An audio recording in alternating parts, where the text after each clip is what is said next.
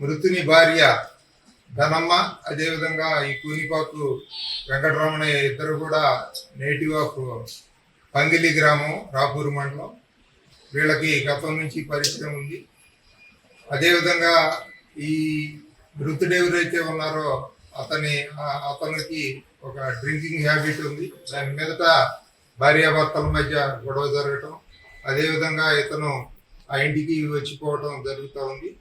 ఈ క్రమంలో వీళ్ళిద్దరూ ఈ మృతుని భార్య, అదేవిధంగా పెరామార్ ఎవరైతే ఉన్నారో వెంకటరమణయ్య, వీళ్ళు 16, 17 ఇంటర్వ్యూనింగ్ నైట్ వచ్చేసి ఇతన్ని గేర్ వైర్ తోటి స్ట్రాంగులేషన్ చేసి చంపటం జరిగింది.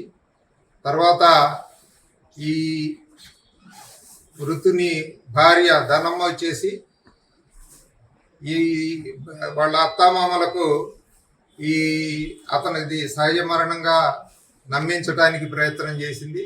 కానీ వాళ్ళు గుర్తించారు, ఈ చెవుల నుంచి రక్తం రావటం, అదేవిధంగా స్ట్రాంగులేషన్ మార్క్స్ ఉండటంతో గమనించి అది పోలీసు రిపోర్ట్ ఇవ్వడం జరిగింది. ఈ